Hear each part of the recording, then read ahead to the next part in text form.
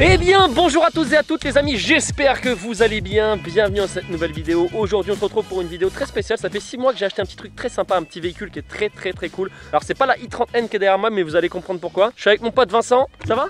Ça va et toi? Ouais, on a déjà filmé ta petite, c'était ton Alpine? Mon Alpine exactement. Alors toi du coup t'as ça aussi? Donc ça aussi, en daily. i30N. Alors c'est vrai qu'on avait parlé du budget un peu et c'est vrai que c'est cool parce que c'est une caisse qui vaut 20 000 balles. C'est ça. Et qu'il a une petite prépa, t'as fait échappement. Échappement, j'ai fait 4 bacs, des kata avec un stage 2. Il y a aussi le turbo qui a été changé. Ah c'est pas le turbo d'origine? C'est pas le turbo d'origine, donc on arrive à 400 chevaux. Et de base ça fait 280? 280. Exactement. Et sans changer le turbo tu peux pas atteindre 400? On pourrait, j'ai pas demandé la question, mais j'ai préféré changer le turbo pour éviter d'avoir des problèmes. Ok d'accord. En tout cas cette caisse est très sympa. i30N de 2018, Ticket Maxton, échappement, ça fait un bruit très sympa. Ça fait un bruit à l'intérieur un peu similaire à une Golf 7 GTI qui est préparée. Par contre tu m'expliquais que toi là-dessus tu as un châssis de malade. J'ai un châssis de malade, je l'ai testé au NURB, je suis parti avec et honnêtement j'ai testé aussi la Mégane RS, pas sur le neuf, sur un autre circuit et honnêtement le châssis est vraiment très bien. Alors on rappelle quand même que tu es pilote de base. Je suis pilote pro, c'est ça. T'as gagné quoi toi? J'ai gagné championnat du monde de karts plusieurs fois. En compète, hein, pas les cartes de loc. En compète, pas en carte de loc et j'ai été aussi champion de France Formule Renault. Donc voilà, vous voyez, donc s'il dit que c'est un bon châssis, c'est que c'est vraiment un bon châssis. On n'est pas sur moi qui allait faire un petit tour au NURB en 19 minutes 41 sur le tour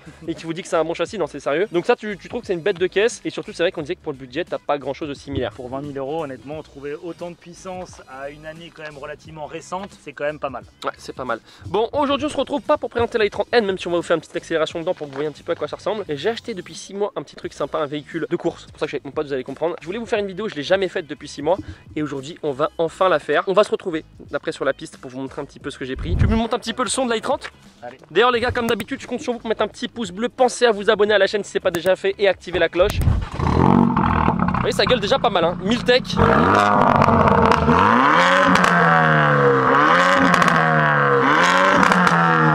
Vous avez vu ça gueule quand même très bien.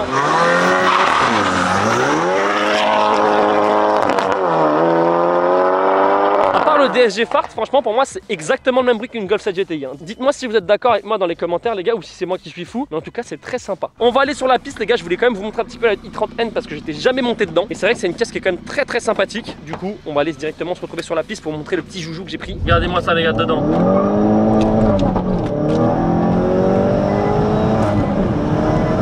Franchement ça marche très bien. Surtout ce que tu me disais c'est que ça freine fort, t'as un bon châssis.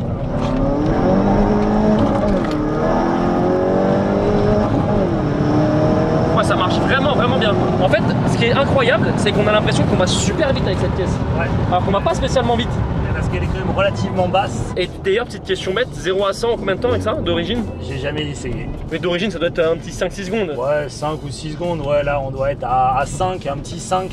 Ouais. Quelque chose comme ça. Ouais. Et dans les 100-200, à mon avis, ça doit être dans les 10 secondes, un truc dans le genre. Ouais. Ce qui est quand même très propre parce que c'est une voiture qui est légère quand même. Ça fait 1 tonne 6. Ah non, c'est pas léger du tout. Pas vraiment léger quand même. C'est plus lourd qu'une 7R, c'est plus lourd qu'une GTI. Mais ça a un petit peu plus de puissance. Ok.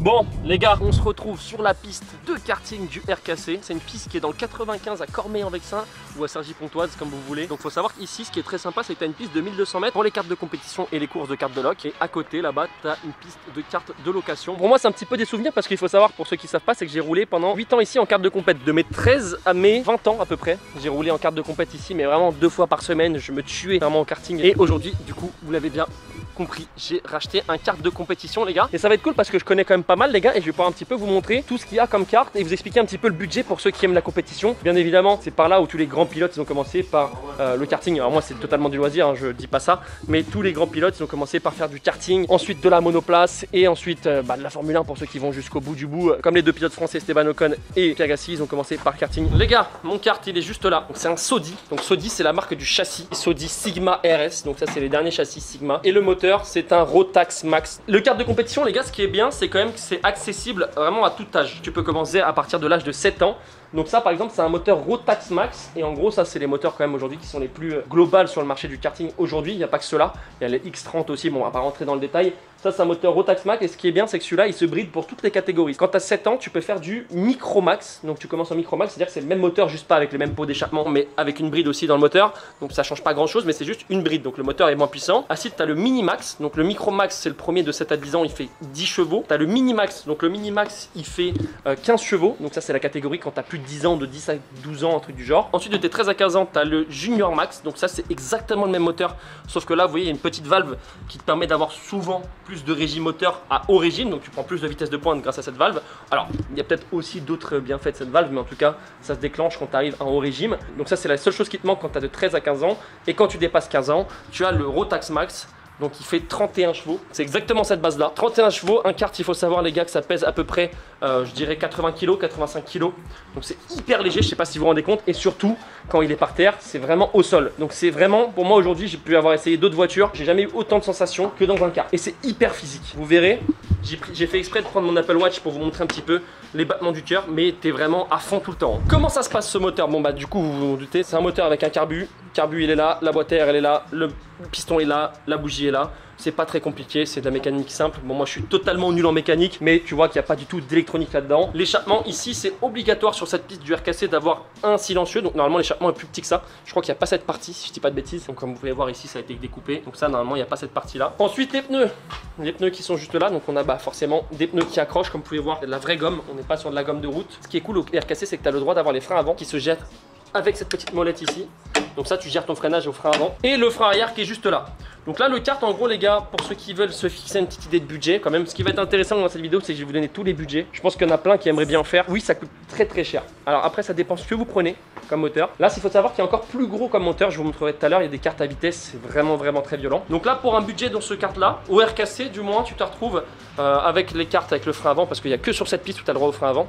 Parce que ici c'est pas une piste où ils font les compétitions nationales etc. Je pense que tu peux te retrouver pour 5000, 5500 € l'achat du kart, plus ça, parce que ça c'est le micron, c'est ce qui permet d'avoir tes chronos, et par exemple ça vaut 550 €. Donc ça coûte très cher. Ensuite soit tu gardes ton kart chez toi, donc tu le ramènes avec ta remorque, donc il faut avoir une remorque, soit tu le fais garder dans la piste. Donc ici dans cette piste tu peux le faire garder, ça coûte je crois dans les entre 300 et 400 € tous les 3 mois si je dis pas de bêtises, plus ou moins hein, je vous donne un prix global. Et ensuite pour rouler c'est là où ça coûte cher. Alors qu'est-ce qui coûte cher quand tu roules? Bah déjà il faut avoir ta boîte à outils, bon ça c'est pas le plus gros mais il faut l'avoir.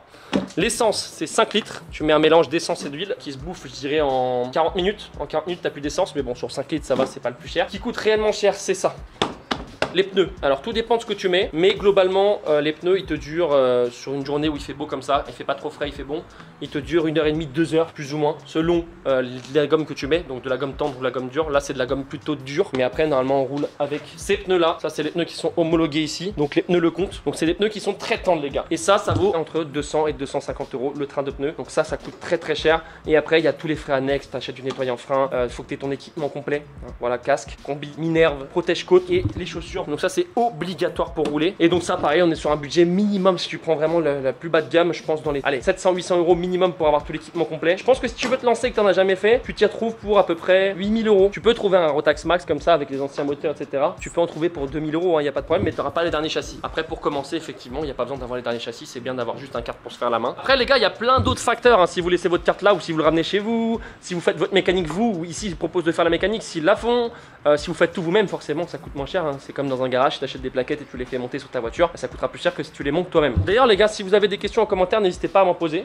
Là par exemple en gros faut compter pour une journée de kart entre guillemets 300 balles à peu près la journée. Donner un prix sur un karting c'est très différent selon comment tu roules, qu'est-ce que tu as comme carte, qu'est-ce que tu mets comme pneu. Mais voilà 300 balles plus ou moins la journée. Et je vais vous montrer les gars avant d'aller partir faire un petit tour, parce que je vais quand même vous montrer un petit peu comment ça marche. Je vais vous montrer les cartes du dessus, les KZ125. Donc ça c'est les cartes vraiment qui sont les plus gros et les plus violents sur les courses automobiles de karting aujourd'hui. Donc tu as la catégorie au-dessus, donc c'est pas la Rotax Max ou X30. Alors X30 c'est un autre moteur qui est justement similaire à celui-là. Tu as la catégorie KZ. La catégorie KZ c'est une catégorie carte à boîte que je vais vous montrer juste maintenant et qui fait jusqu'à 50 chevaux. Donc il y a 20 chevaux de plus que ça et tu as 6 rapports. T'as pas d'embrayage, enfin sauf pour la première, et tu passes les rapports juste en levant ton pied un petit peu. Ça c'est un KZ2. Donc KZ2 il y a plusieurs types de KZ, plusieurs types de cartes à boîte, un peu plus puissant, un peu moins puissant. Donc comme tu peux voir déjà le radiateur il est un peu plus gros que sur le mien. Alors ici c'est pas pour le frein avant. Le frein avant il est directement ici. Donc ça c'est une pédale qui gère le frein avant et le frein arrière. Donc comme tu peux voir juste ici. Et le frein arrière aussi juste là. Ça vaut entre 8000 et 15 000 €. Alors du coup là tu as le moteur, tu vois c'est beaucoup plus gros, la boîte à air. Et ça fait 50 chevaux. Et pour passer les rapports du coup la première pour faire le départ arrêté quand tu fais une course, tu débrayes. Hop, tu te mets en première ici et après tu tires et tu rétrogrades en poussant. Et du coup quand tu es full gaz, tu relâches un peu pour pouvoir passer ton rapport. Ça c'est encore plus physique parce que tu vas encore plus vite, parce que les pneus ça accroche encore mieux. Et en plus dans les courbes des fois tu te retrouves à un seul bras. Donc je vous explique même pas comment, quand t'as pas l'habitude, tu fais un tour t'es déjà rincé. C'est vraiment très violent. Je vous invite vraiment à regarder des vidéos de ça. Donc tu as le KZ2, donc ce qui est comme ça. Donc là je pense qu'ici tu prends 120 km/h sur la piste. Et ensuite après, bon au-dessus ça n'a rien à voir avec le kart de compète comme ça. Tu as les mecs qui font du super kart sur piste de voiture. Bon ça n'a strictement rien à voir.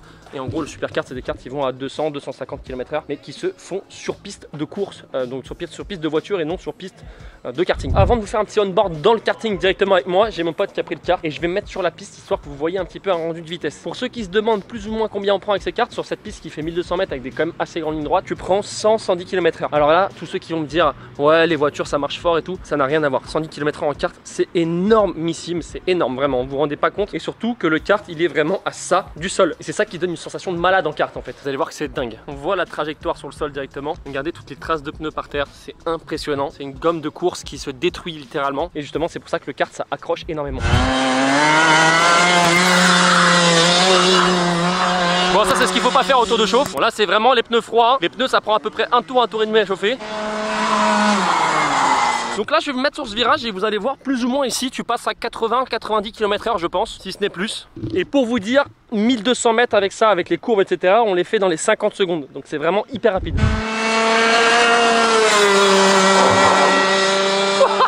Oh putain c'est incroyable. En fait c'est incroyable et surtout ce qu'on se rend pas compte c'est la sensation que t'as dedans, ça n'a rien à voir avec ce que vous voyez là sur la vidéo parce que ça passe vraiment fort. Là je sais pas si vous vous rendez compte, c'est un des virages les plus serrés de la piste, vous voyez quand même c'est vraiment bien incliné, malgré tout ça passe quand même très très vite.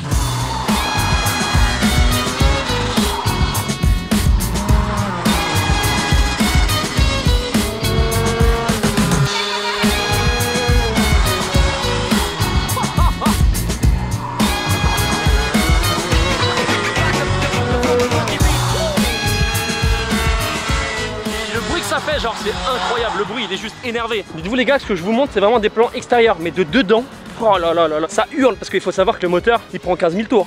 Ça prend pas 7 000 tours, ça prend 15 000 tours. C'est n'importe quoi de dedans, c'est un bruit monstrueux.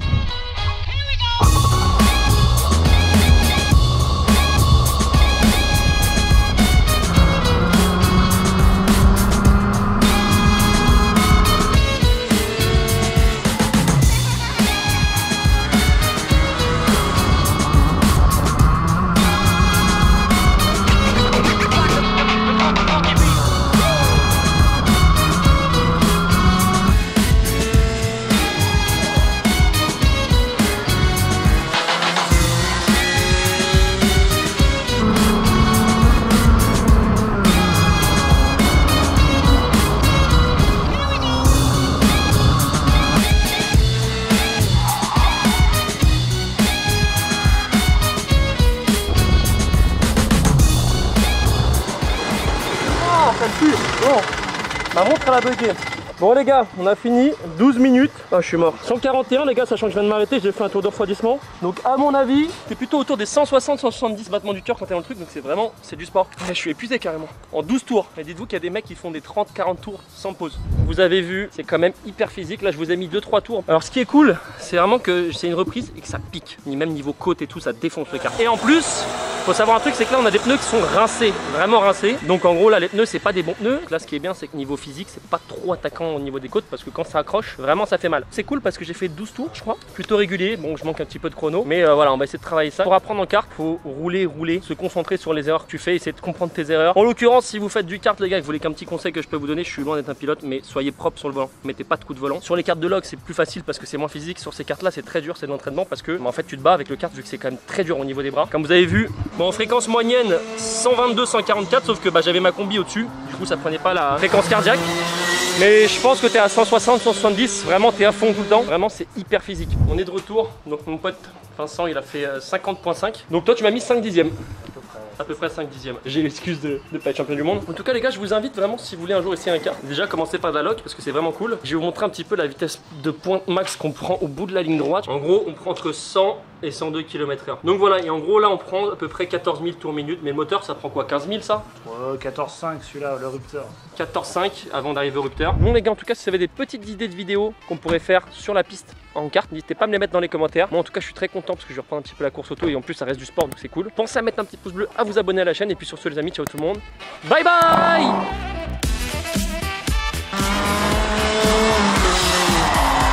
Ah putain c'est incroyable. Donc toi tu m'as mis 5 dixièmes. Bye.